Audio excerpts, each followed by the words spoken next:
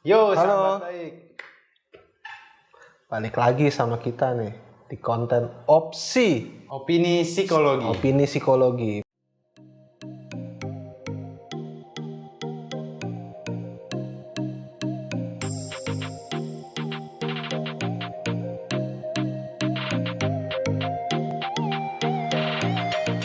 Masih sama gue Vika. Gue Abdul. Kali ini kita akan ngebahas suatu hal yang mungkin sudah agak umum di telinga kita atau mungkin pernah kita lihat walaupun kita nggak tahu itu bentuknya apa. Apaan tuh, Dul? Namanya adiksi. Adiksi. Atau kata lainnya adalah rasa candu. Jadi apa ya? Kalau adiksi itu yang kepengen itu terus. Adanya rasa kita membutuhkan sesuatu itu, kayak rasa keinginan akan sesuatu tersebut tuh menekan bukan menekan sih, kayak membuat diri kita seakan-akan harus memiliki itu. Jadi sampai banyak hal negatif juga menjadi imbas dari perilaku adiksi ini, tuh kan. Mungkin ini umum banget ya, contohnya mungkin di narkoba paling umum. Mungkin kalau bisa kita kasih beberapa contoh kasus atau suatu kejadian yang orang apa sih adiksi itu seperti apa sih? Tadi Fikar udah ngomong tuh, satu narkoba. Iya. Bisa juga pornografi juga bisa jadi adiksi. Kemudian juga yang lagi ini apa sih sekarang? Ada apa lagi? Canduan. Media sosial bisa Media membuat sosial candu. tuh bisa juga. Terus game. Ya, candu HP mungkin ya. Bahkan sampai hal yang kita mungkin menurut kita ringan kayak kopi, teh, rokok. Itu mungkin juga adiksi. Ya, mungkin ringan tapi ya secara sadar kita merasa kita butuh itu untuk yang mengalami adiksi ya. Jadi adiksi ini sebenarnya kalau menurut elu, Dul, apakah baik atau tidak sih? Adiksi ini kalau menurut gua itu dia adalah prosesnya itu adiksi irasional. Jadi ketika kita kecanduan sesuatu hal, apapun itu kita tidak sadar melakukan hal tersebut. Secara tidak sadar kita melakukan hal tersebut secara terus-menerus, dan ketika kita tidak dapat hal tersebut, self kita, adanya rasa diri kita tuh memiliki rasa menuntut, benar kata yang tepat. Kita menuntut untuk dipenuhi hal tersebut dengan cara apapun. Mungkin dengan cara apapun, mungkin juga dengan memaksakan diri kita untuk mendapatkannya. Yang banyak banget sih kalau kayak contohnya, apalagi kalau tadi narkoba yang paling umum dan paling ekstrim juga sih. Paling ekstrim. Ketika orang sudah kecanduan, dia akan melakukan segala cara untuk mendapatkan itu. Mungkin kalau dalam konteks narkoba nih, karena dia punya zat aditif yang membuat secara fisiologis, secara fisik badan kita tak kuras membutuhkan itu. Tapi kalau secara psikologis sebenarnya yang lebih nyata tuh kayak kecanduan pornografi. No. Hey, no. Bisa. Yang lebih gampang untuk kita pahami, karena nggak ada imbas ke badannya, cuman ke psikis kita aja. Itu gimana dulu menurut lo? Kayak kecanduan pornografi itu dia sifatnya irasional ya. Jadi dia nggak sadar, dia terus menonton film-film tersebut sampai akhirnya dia perilaku kesehariannya yang normal jadi tidak normal. Mungkin karena ini kali ya. Sebenarnya diri individu tersebut tahu kalau dia tuh nggak membutuhkan hal itu. Cuma ada suatu perasaan karena sesuatu, kita nggak bisa nyebut secara generalisir ya itu apa, sehingga dia seakan-akan membutuhkan hal itu. Mungkin ketika anak pada remaja menonton video atau film-film blue atau porno, mungkin ada satu sisi di mana nafsu atau itu menjadi terpuaskan tidak pada tempatnya, sehingga dia menjadikan video porno atau film porno itu sebagai alternatif dan menjadi candu akan rasa puasnya itu tuh. kepuasan yang irasional tadi. Kepuasan irasional. Sebenarnya dia tidak butuh. Dia tahu butuh. itu. Iya. Cuman kayak suatu hal yang lain jadi mungkin butuh gitu. Dan hal yang terus berulang itu yang menjadikan adiksinya itu lebih kental. Ya, bisa lebih mengikat. Ya, lebih mengikat benar-benar. Oke, berat. Kalau gitu kira-kira apa yang terjadi dulu di balik orang adiksi itu ya? Kita bahas nih, mulai. Beijing. Jadi kalau yang namanya adiksi itu orang adiksi, dia kan tadi kita udah sempat singgung tuh ide irasional. Bagaimana caranya kita menyetop suatu hal yang irasional itu menjadi rasional? Oke. Berarti langsung ke how to-nya aja tuh ya kita ya, gimana caranya. Mungkin Pak, kalau menurut gue ya, mungkin umumnya sih kita bisa kayak membuat statement untuk diri kita. Bagus. Pertamanya pasti kita menyadari dulu ya kebutuhan diri kita sebagai manusia atau sebagai individu. Misalnya kebutuhan gue sebagai Vika, gue nggak butuh nonton film porno, gue butuh makan. Yes. Jadi ketika ada godaan-godaan, misalnya kayak lagi nonton streaming film di website gratisan kan suka ada iklan, gue bisa bilang enggak, gue nggak butuh itu. Statement, mungkin nggak gue ungkapkan secara verbal, tapi secara batiniah atau secara self-talk ya? Ya self-talk atau pikiran gue tuh menolak. Enggak, gue nggak butuh itu. Mungkin bisa seperti itu ya untuk gue menolaknya. Yes. Atau ada cara lainnya dulu menurut lo? Ya bisa juga sih dengan prosesnya, jadi kegiatan yang irasional itu kita ubah menjadi kegiatan yang rasional. Jadi ketika kecanduan suatu hal, misalkan game online, ya coba untuk kita melakukan suatu kegiatan yang rasional yang sifatnya saat ini yang harus kita lakukan. Misalnya kita bisa melakukan apa, kita ganti dengan membaca buku. Berpikir realita jadi. Iya, kita atau mengerjakan sesuatu hal yang memang saat ini kita butuhkan. Jadi bisa dibilang mungkin adiksi itu muncul karena kita nggak tahu harus apa. Bisa atau enggak? Iya, bisa. Mungkin adiksi itu sudah ada atau kita terpapar oleh adiksi nih misalnya. Terus supaya adiksi itu nggak muncul, bisa kita alihkan atau kita hilangkan dengan cara melakukan apa yang bisa kita lakukan. Karena ketika tidak ngelakuin atau tidak berpikir apa yang saat ini bisa kita lakukan, saat ini bisa kita pikirkan, adiksi itu bakal muncul dan menyerang kita. Betul. Sebenarnya topik kali ini agak berat dulu ya. Nggak kayak beberapa episode sebelumnya. Kalau praktisnya itu gimana ya? Kita menggeser pikiran irasional menjadi rasional tuh praktisnya kayak apa dulu? Iya, kita harus kenali dulu sih. Yang utama kita harus kenali apa yang kita butuhkan, apa yang kita saat ini kita sedang apa. Selalu utamakan itu sih, saat ini kita sedang apa. Saat ini kita sedang apa? Saat ini saya sedang duduk. Saat ini Abdul sedang duduk. Saat ini Vika sedang menghadap kamera. Dadah dulu dah. Dadah. Kayak gitu contohnya ya.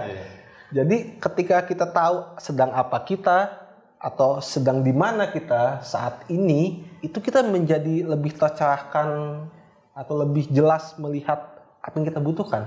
Betul.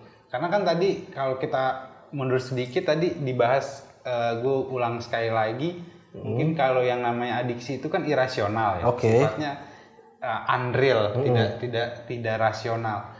Ketika kita menyatakan atau kita tadi self talk itu dengan bilang saat ini saya sedang duduk atau saat ini saya sedang melakukan apa, itu merasionalkan pikiran kita yang tadinya kita mau ke arah adiksi atau ke arah irasional, tapi kita rasionalkan lagi, kita ingatkan bahwa diri kita sedang di sini saat ini. Berarti cara lu tersebut bisa digabung dengan apa yang tadi gue bilang kali ya. Kita menolak. Kita membuat statement kayak enggak, gue nggak butuh itu, gue nggak pengen itu, sekarang gue mau A. Yes, bisa. Cukup simpel sih sebenarnya ya.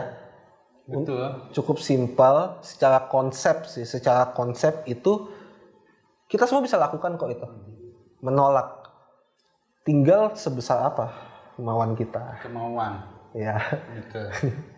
Dan sadari apa kebutuhan kita. Sadari apa yang menjadi hambatan kita supaya kita bisa memanage, mengetahui apa lagi yang harus kita lakukan. Mungkin bisa dimulai dari mengenal diri kali. Kita kayak pernah bahas mengenal diri nggak sih? Nggak episode sebelumnya gitu nggak ya? Menyerempet aja. Nyerempet aja ya. Mungkin next kita bakal ini kali ya. Tapi boleh juga tuh kalau ada yang mau bertanya bisa kita bahas. Iya. Tapi kayak episode kali ini full adiksi aja lah. Biar serius gitu, serius banget full. Soalnya juga buat bahan juga nih. Iya ya. Kalau nggak salah tuh, lu pernah ngasih tau gue dulu. Yes. Balik ke adiksi lagi ya, balik ke adiksi menggeser kebiasaan atau habit kita itu, menggeser pikiran kita dan habit kita itu. Lu pernah bilang ada tokoh gitu kan, kalau nggak salah namanya Albert Ellis. Iya. Bisa kita baca bukunya juga. Itu tuh dia pernah bilang, kalau nggak salah lu ngomong ke gue, manusia tuh memiliki kemampuan untuk berpikir rasional dan irasional. Dan mempunyai kemampuan untuk menggeser-geser itu juga. Berarti secara lahiriah kita semua bisa untuk melakukan hal yang tadi lo bilang itu, yang dan gue bilang, yang kita bahas tentang mengurangi atau menghilangkan adiksi. Iya, seharusnya kita sebagai manusia ya punya kemampuan untuk mengontrol apa yang kita pikirkan, apa yang kita rasakan. Iya. Karena mungkin ya kalau ini mungkin agak bakal nyerempet ke hal-hal yang agak transendental ya, atau ketuhanan gitu ya. Tuhan menciptakan manusia kan lengkap gitu loh. Kita bisa semuanya. Tinggal kita mau atau tidak, minat atau tidak.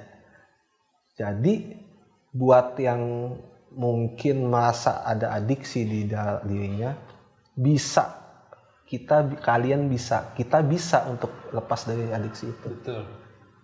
Dengan cara yang tadi Abdul bilang, mungkin gue diskusiin ya sama Abdul dari tadi.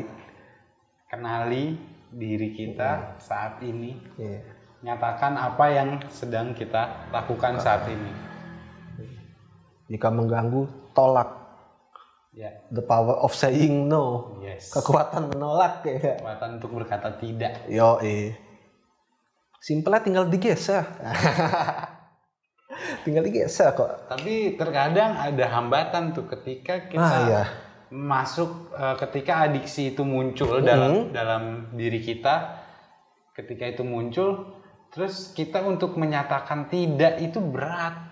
Oke. Itu bagaimana tuh? Maksudnya ketika kita dalam kondisi irasional itu sangat sudah masuk ke dalam dunia irasional tersebut, mau lari ke rasional itu kayak berat banget. Mungkin kalau gue sangkut pautin sama konsep diri tadi yang kayak kemarin atau penerima informasi sih belum bisa kali. Balik lagi ketika kita berpikir secara negatif atau irasional yang kita tangkap dari luar, otomatis apa yang keluar dari kita mungkin juga menjadi rasional. Analogi saringan ikan itu sih. Kalau saringan nggak dibersihin ya nggak bakal ini. Akhirnya terbakar kotor. Jadi hambatan tuh mungkin bisa dari informasi yang kita dapat atau ada bisa dari dalam diri. Gue nggak tahu sih, belum baca lagi sih soal hambatan dari dalam diri tentang adiksi. Itu kalau mungkin. Kalau gue pernah yang tadi tuh gue baca Albert Ellis itu, jadi ketika untuk lepas dari itu hubungan irasional itu ya kita harus tahu dulu. Tapi yang pertama itu kita harus tahu kejadiannya itu. Jadi kita tahu nih, ini kita terkungkung di hal tersebut. Kemudian kita yakini kalau itu salah. Kalau itu merugikan kita. Kalau itu tidak baik buat kita. Kita harus yakini. Kemudian kita pahami konsekuensinya. kita pahami konsekuensinya. Kalau kita terus dalam lingkungan tersebut, kita akan merugi terus selamanya. Kita nggak bisa melakukan, kita bisa lihat orang yang di luar dari lingkungan itu bisa bergerak cepat, bergerak maju. Kemudian juga baru kita tadi lawan, kita lawan, kita debat, kita lawan, kita lawan, lalu kita melihat efeknya bakal seperti apa. Efeknya bakal seperti apa? Kalau kita melawannya dengan baik, pasti bakal baik hasilnya. Pasti. Dan itu bakal menghasilkan hal yang positif atau tergeser lah menjadi rasional. Nah,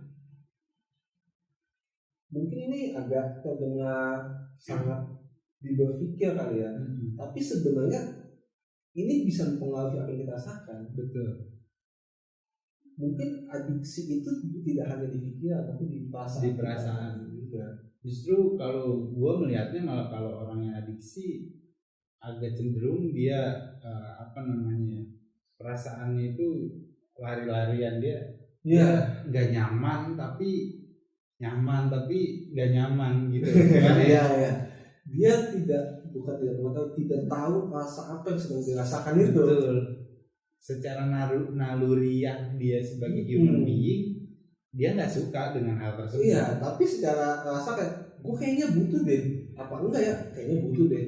Dikit aja deh. Nah, ujungnya seperti itu, kayak oke lah sebentar aja gitu gimana. Dan akhirnya ya balik lagi nanti. Mungkin step kalau itu kan terlalu ini mungkin ya step agak bias gitu. Mungkin bisa kita sederhanakan loh. Step yang tadi lo bilang tuh. Gimana tuh, coba disederhanakan? Soal tadi kita mengakui itu misalnya kecanduan game. Kita langsung kasus nih. Kecanduan game online. Hal pertama yang harus kita lakukan apa? Menyadari kalau kita over bermain game. Betul. Bukan candu ya mungkin, tapi kita over, kita berlebihan main game itu. Kita sadari, ini berlebihan nih. Mengurangi jam tidur misalnya.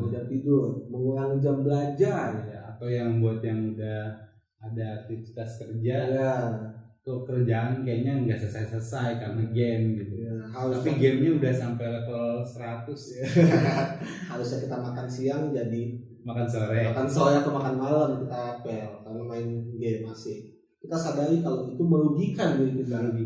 Oke. Langkah kedua adalah yakini kalau itu tuh merusak. Ya, sudah kita sadari, kita yakini benar ini nggak baik buat ini nggak bagus buat kita, nggak buat gue gitu.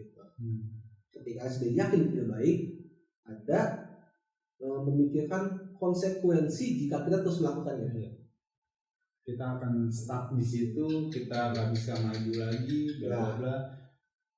Baru kita debat dengan hal-hal yang positif, dengan hal-hal yang rasional. Kalau seandainya kita bermain game tapi kita bandingkan dengan kita tidak bermain game, mungkin kerjaan kita bisa selesai, waktu makan kita bisa dapat makan siang, kita lebih sehat, kemudian juga jam tidur harusnya kita bisa bangun lebih pagi.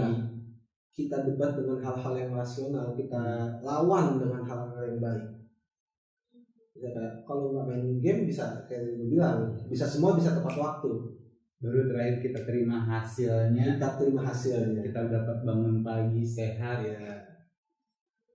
Baru ya habis itu pasti pikiran kita fresh, perasaan kita baik, selalu senang dan bahagia secukupnya, dan akhirnya semua baik-baik saja. Untuk kali ini gue rasa sih udah cukup untuk adiksi ya. Mungkin kalau ada teman-teman yang merasa adiksi atau merasa punya rasa tidak nyaman terhadap suatu kebutuhan, bisa tinggalin di komen atau yang bisa dipraktekin langsung apa yang tadi kita ceritakan sih. Dan juga ini masih membantu buat teman-teman. Masih dibuka nih dulu. Oh iya. Iya. Kayaknya kemarin nih ada yang email tapi kita nggak baca tuh. Belum. Mungkin next episode kita bisa Baca email. Email. Iya. Next episode kita bakal baca email atau baca DM atau apapun. Bagaimana kalian menghubungi dan mengasih tema atau menceritain suatu kasus, kita akan pilah siapa sih namanya? Kita bahas secara psikologis karena kita opsi opini psikologi. Bye.